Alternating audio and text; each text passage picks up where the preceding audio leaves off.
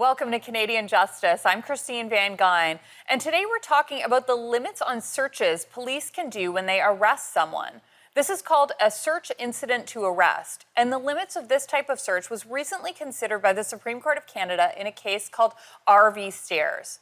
In RV Stairs, a call was placed to 911 to report a man repeatedly hitting a woman in a car. Police arrived and the car was parked, so they knocked on the door of the home. No one answered, but fearing for the woman's safety, police entered the house. Inside, they found an injured woman and the accused. The accused, Stairs, was arrested, and after his arrest, the police conducted a visual search of the basement where he and the woman had been.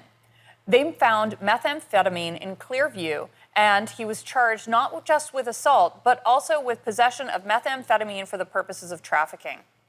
Was the search, which was warrantless, a lawful search? What are the limits on a search incident to arrest when they happen inside the accused's home? That was the question addressed by the Supreme Court and which we're discussing today. We're joined by two criminal law experts, Ari Goldkind and Sina Shabastari. Thank you both so much for joining us today. Sina, I'll start with you. Is there anything important that you want to add to the background of the case? Thanks so much for having me, Christine. In terms of the background of the case, I think what's particularly important to the facts, in my view, is that when the caller contacted 911 to indicate that there was this assault taking place, there was no mention of a weapon being used, and there was no mention of any other parties other than Mr. Stairs and the victim at the time. And I think that's important in regards to what ensues thereafter. And Ari, is there anything that you think is important to know about the background of this case? Well, I think Sina's point is exactly right. And it leads me to the part that I would finish off the answer by saying the term officer safety is one we'll talk about throughout this episode. That's a catch-all term that police officers use to justify almost everything they do when it comes to a search, particularly incident to arrest. The easiest way to explain it to non-lawyers are as soon as an officer says officer safety, they spread that term on the idea like ketchup. And when you put ketchup on everything, you theoretically make it taste better. The court here tends to accept that ketchup is a very preferable taste because the words officer safety were used.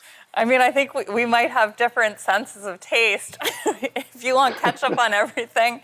But Ari, let's step back for a second. What exactly is a search incident to arrest? Can you explain what it is and how a search like that can be conducted without a warrant? Because it's a warrantless search, but it's not an unconstitutional search necessarily.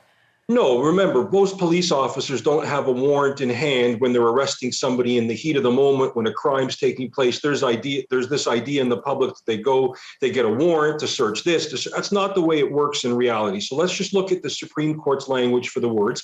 But remember, again, for non-lawyers, the key here is incident to arrest. Not 20 minutes before the arrest, not an hour after the arrest. So the police are allowed to search somebody who's being lawfully arrested. They can seize anything that the person has in their pockets, in their fanny pack, in their shoe. They can look in the surrounding area of what the person's around, a room, sometimes a car. That gets into a lot of areas of debate, but really the search incident to arrest is to guarantee the safety of the person.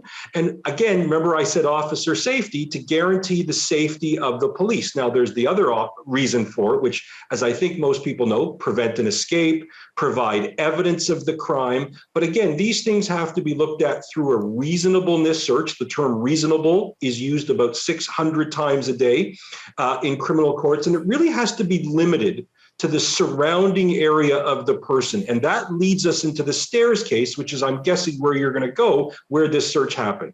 Yeah, we've only got about 40 seconds.